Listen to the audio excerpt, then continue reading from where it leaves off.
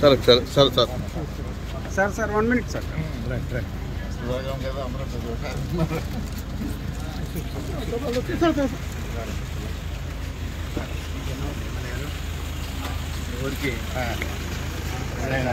మీరు సైడ్ ఉండాలి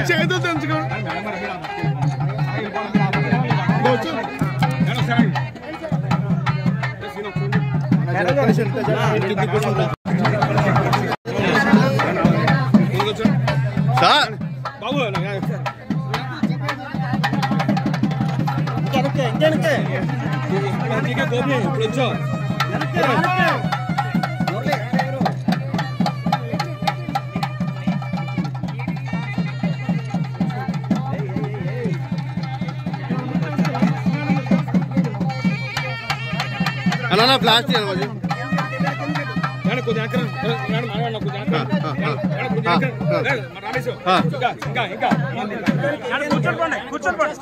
కూర్చోండి కూర్చోండి ప్లీజ్ అన్న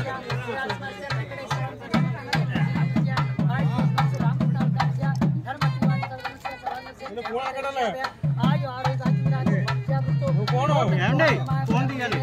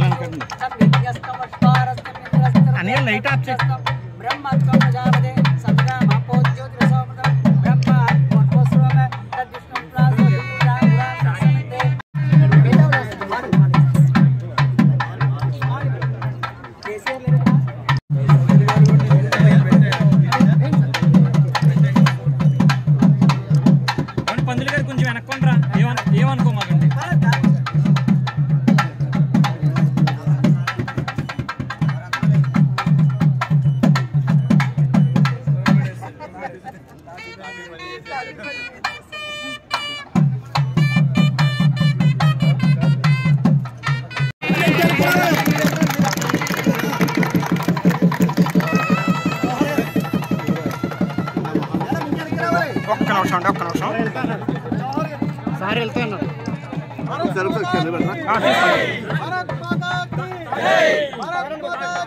గుండించిపోయింది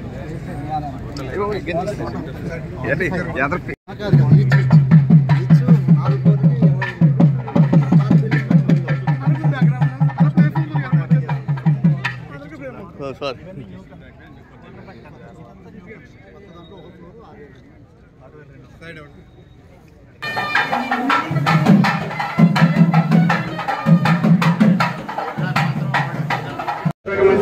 శ్రీ సత్యకుమార్ యాదవ్ గారిని కూడా సగౌరవంగా వేదికగా ఆహ్వానిస్తున్నాం. అలాగే రాజమహేంద్రరావు పార్లమెంట్ సభ్యురాలు శ్రీమతి దగ్గుబాటి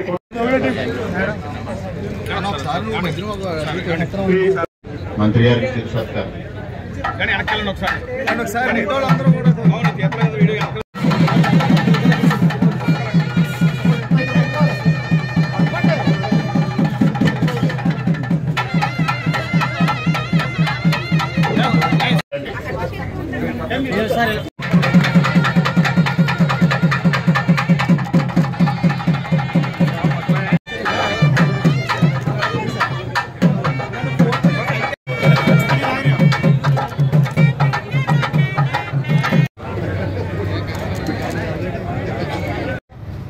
నాయకులు, కార్యకర్తలకి అందరికీ నమస్కారం. ఆనందంగా కూడా ఉంది. ఎందుకంటే ఏదైనా ఆసుపత్రిలోకి వెళ్తే అది ఒక దేవాలయానికి వెళ్ళిన అనుభూతి నాకు కలుగుతుంటుంది. ప్రాణం పోసేది, ప్రాణం నిలిపేది చికిత్సా కేంద్రాలు, ఆసుపత్రులే కాబట్టి ఆసుపత్రులని దేవాలయాల అందంలో ఎటువంటి సంకోచం అవసరం లేదని నేను భావిస్తాను. అందుకే దేశ ప్రధానమంత్రి నరేంద్ర మోడీ గారు ప్రాథమిక ఆరోగ్య కేంద్రాలని, ప్రైమరీ హెల్త్ సెంటర్స్ ఉంటే వాటిని ఆయుష్మాన్ ఆరోగ్య మందిరం అన్నారు. ఆయన మందిరంతో పోలుస్తూ ఆసుపత్రిని కొత్త పేరు ఇచ్చారు. అటువంటి పవిత్రమైన ఆసుపత్రి సిఎస్సి నుంచి ఏరియా హాస్పిటల్ గా అప్గ్రేడ్ చేస్తున్న సందర్భంగా ఆ శంకుస్థాపనకు వచ్చే అవకాశం కలిగించిన రామకృష్ణారెడ్డి గారికి ముందుగా నేను ధన్యవాదాలు తెలియజేస్తున్నాను. ఇప్పటిదాకా సిఎస్సిలో 7 మంది డాక్టర్లు ఉండేవారు. Gynaecologist, paediatrician, general surgeon, general medicine, dental doctor.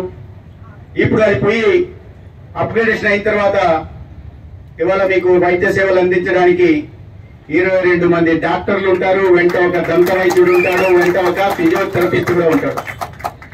అది సిఎస్సి నుంచి ఏరియా హాస్పిటల్ కి అప్గ్రేడేషన్ జరిగితే ప్రజలకి అందే వైద్య సేవలు.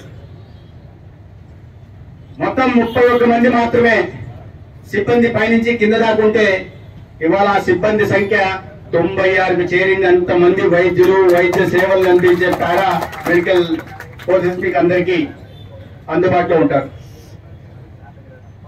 అనేక రకాలైన వైద్య సేవలు కొత్తగా అందుబాటులోకి వస్తాయి. గతంలో నిజానికి అనపర్తి లాంటి చిన్న గ్రామం ఇది. నేను అడుగుతున్నాను, ఎంత ఎమ్మెల్యే గారు జనాభా అని? 45,000 అన్నారు. 45,000 జనాభాకి మామూలుగా అయితే సిఎస్సి సరిపోతుంది.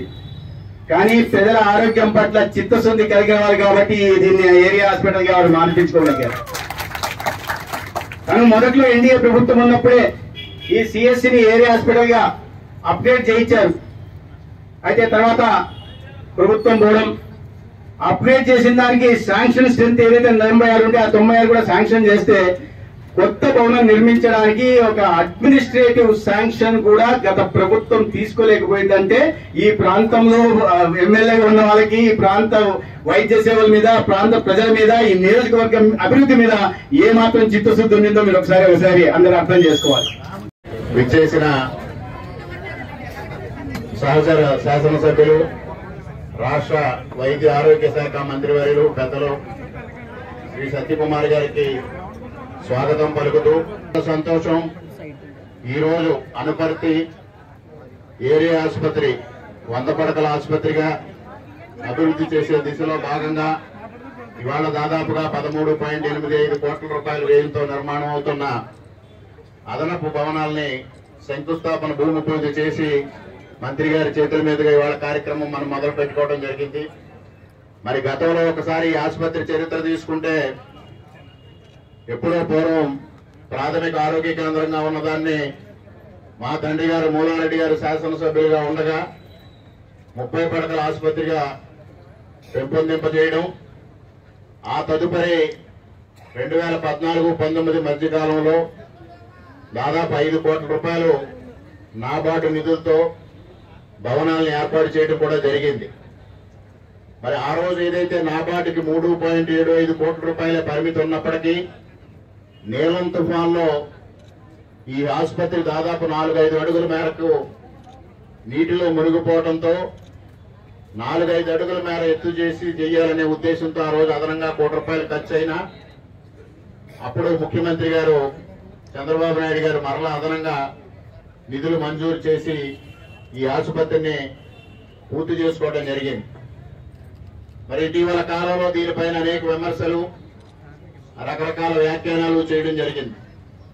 మరి నీతికి నిజాయితీకి మారుపేరంటూ గత ప్రభుత్వ హయాంలో ఈ ఆసుపత్రిని ఆలంబనగా చేసుకుని కరోనా సమయం లాంటి క్లిష్ట సమయంలో కూడా సాక్షాత్తు వైద్యుడైన పూర్వపు శాసనసభ్యులు ఇక్కడ ఆక్సిజన్ ప్లాంట్ ఏర్పాటు చేస్తామని ప్రజల నుంచి దాదాపుగా 2 కోట్ల రూపాయల విరాళం సేకరించి ఇక్కడ చూస్తే 10-15 లక్షలు ఆక్సిజన్ ప్లాంట్ మాత్రమే ఏర్పాటు చేసిన సంగతిని నియోజకవర్గ ప్రజానీకానికి అందరికీ తేటతెల్లం చేయడం కూడా జరిగింది.